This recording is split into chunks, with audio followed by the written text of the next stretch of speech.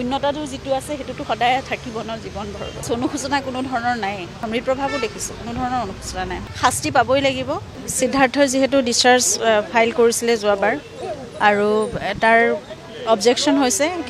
কিন্তু শুনানি অহাবাৰহে হ'ব আকৌ শেখৰজ্যোতি গোস্বামীয়ে আজি পুনৰবাৰ ডিচাৰ্জ পিটিশ্যন দিছে গতিকে সেইখিনিও 16 তাৰিখে অহা ডেট আছে তাত হ'ব আৰু মহাবীৰ একুৱাৰ লগতে সিদ্ধাৰ্থ শৰ্মাৰ ফ্লেটৰ কাৰণে যিটো এটাচমেণ্ট অহা 16 তাৰিখে হ'ব আমি সেই কথাটোৱে কৈ আছোঁ আৰু শ্যামকানু মহন্তৰ বিশেষকৈ লয়াৰে ডকুমেণ্টৰ কথা কৈ পেলাই বহুতখিনি খেলি মেলি কৰি আছে আৰু তেওঁ মানে অলপ কনফিউজ যেন লাগিছে গতিকে সেই কথাবোৰ চাওঁ অহা 16 তাৰিখে আকৌ কি হয় আৰু আমি বাৰে বাৰে বিশেষ আদালতখনৰ কথা কৈয়ে আছোঁ এখন নহ'লে নহ'ব কোনো ফালৰ পৰা স্থিৰতাটোতো লাভ কৰিব পৰা নাই উত্তৰ নোপোৱালৈকে